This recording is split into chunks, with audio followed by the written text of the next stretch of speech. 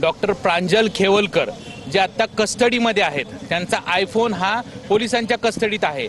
मग स्वतः कथित एक जळगावचे जे आमदार आहेत ते क्लेम करतायत की त्यांचा गुगलचा जो हे आहे ड्राईव्ह आहे त्याचा पासवर्ड त्यांच्याकडे आहे। मग हा पासवर्ड त्यांना कुणी दिला गेला, ते मोबाईलमध्ये ते फोटो सुद्धा त्यांचे पर्सनल दाखवत होते। तर आम्ही सीपी साहेबांना ती एक मागणी केली आहे। दुसरी मागणी अशी केली आहे की आमचे फोटो कुणी व्हायरल केले। तिसरी मागणी अशी केली की जी रेड करण्यात आली, त्या रेड करण्यात ज्या ठिकाणी आली त्या ठिकाणी जर फक्त पोलीसच होते तर ते व्हिडिओ शूटिंग कुणी व्हायरल केलं, या संदर्भात तक्रारी अर्ज दिलेला आहे। त्यांनी आम्हाला समाधानकारक उत्तर दिलेलं आहे की यापुढे कुठलेही फोटो वगैरे व्हायरल होणार नाही आणि जे काय झाले त्याची सुद्धा चौकशी करू। त्या संदर्भात जो आम्ही अर्ज दिलाय त्याची रिसीव्ह कॉपी सुद्धा आम्हाला दिलेली आहे। ते तपास करून लवकरच आम्हाला न्याय देतील अशी अपेक्षा व्यक्त करतो। खरं तर पोलिसांनी दरवाजा वाजवल्यापासून ते पूर्ण कारवाई होईपर्यंत व्हिडिओ माध्यमांना द्यायला पाहिजे होते, पण त्यांना हवे तेवढेच व्हिडिओ असं दिलं वाटतंय का? नाही, आजपर्यंत ज्यावेळेस तुम्ही कारवाई करता जास्त पहिल्यापासूनचा व्हिडिओ फुटेज त्यांच्याकडे आहे। मग ते हे फुटेज व्हायरल कोणी, या संदर्भातच आम्ही त्यांच्याकडे मागणी केलेली आहे की व्हायरल कोणी केलं, तर त्यांनी तपासांती जे काही होईल ते आम्हाला कळवतो असं आम्हाला सांगितलेलं आहे। वाटतं का तपास होईल याचा सगळ्यात? आता तर सगळं संशयास्पदच वाटतंय एकंदरीत की जी महिला आहे ती स्वतःहून त्या पाकेटमधून कळते।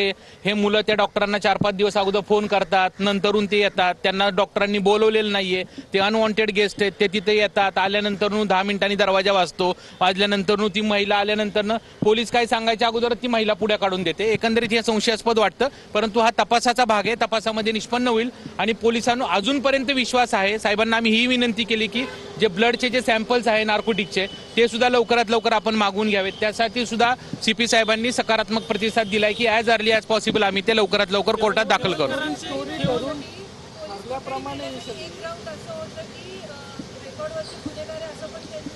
त्याच्याविषयी हाच मुद्दा आम्ही मांडला। त्याच्या मीडियाने अख्ख्या दिवस दाखवले की डॉक्टर प्रज्वल खेवलकर हे सराईत गुन्हेगार आहे, पण त्यांचं असं म्हणणं की हा टायपोग्राफिकल मिस्टेक आहे, फक्त एक आकडा चुकल्यामुळं। पण एक आकडा चुकल्यामुळं त्या डॉक्टरांची इतकी समाज माध्यमामध्ये किंवा इतकी जनमानसामध्ये बदनामी झालेली आहे।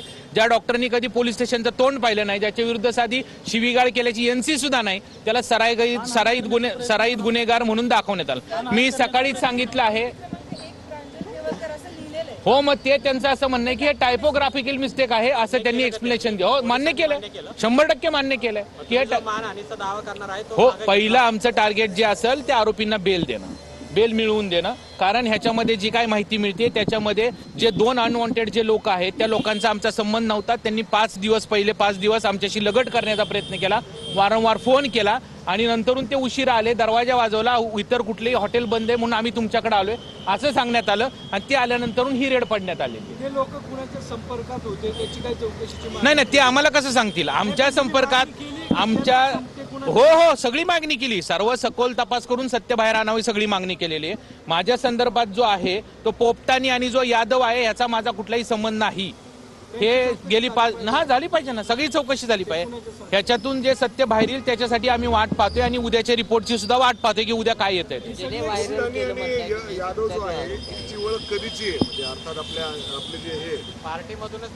सचिन आणि जे सुमित जे आहेत ते डॉक्टरांचे मित्र आहेत, सचिन आणि सुमित, परंतु त्याच्यामध्ये जो पोपटानी आणि जे यादव आहेत हे लोकांनी 4 ते 5 दिवस डॉक्टरांशी काही कारण नसताना बळ लगट करण्याचा, तोंड ओळख असताना आम्हाला तुम्हाला भेटायचंय, कुठं भेटूया, हे करूया, अशा पद्धतीने लगट करून हा सगळा प्रकार बनावट असण्याची शक्यता नाकारता येत नाही। ते पोपटानी आणि जो यादव आहे त्यांच्याबरोबर आला होता, त्या मुलींशी डॉक्टरांचा कुठलाही काडी मात्र संबंध नव्हता आणि नाही। नाही ना, ज्या मुली कुठून आल्या त्या माहितीच नाही, त्याचं आम्हाला काय माहिती असणार आहे?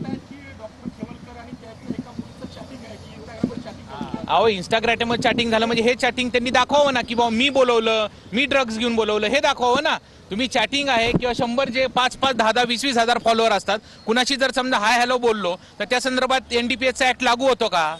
हेच केवळ दाखवायचं होतं की त्याच्यामध्ये कुठल्याही प्रकारे ड्रग्जचं सेवन केलं गेलं नाही। पुन्हा मी सांगतोय, ड्रग्ज कुठलेही माझ्या किंवा डॉक्टर खेवरकरांच्या ताब्यामध्ये मिळून आलेलं नाही। मी असं काही कुणाची चूक बीक म्हणणार नाही, ज्याचा त्यांनी रोल ज्याने करावा।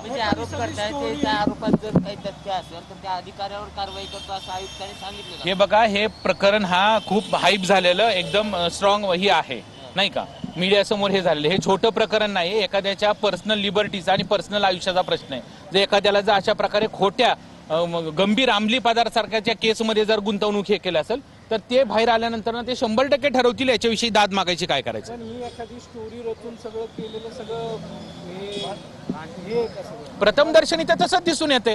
तुम्ही साधा तो व्हिडिओ काढा, तुम्ही स्वतः पत्रकार आहात तुम्ही बघा, दरवाजा वाजल्यानंतर पोलीस आल्यानंतर ती महिला स्वतः पर्समधनं काढून ड्रग्ज देते, ह्याचा अर्थ काय होतो.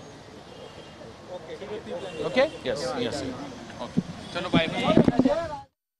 खेवलकरांच्या वकिलांची प्रतिक्रिया आपण पाहिली. त्या महिलांचा खेवलकरांशी काहीही संबंध नसल्याचं त्यांनी म्हटलंय.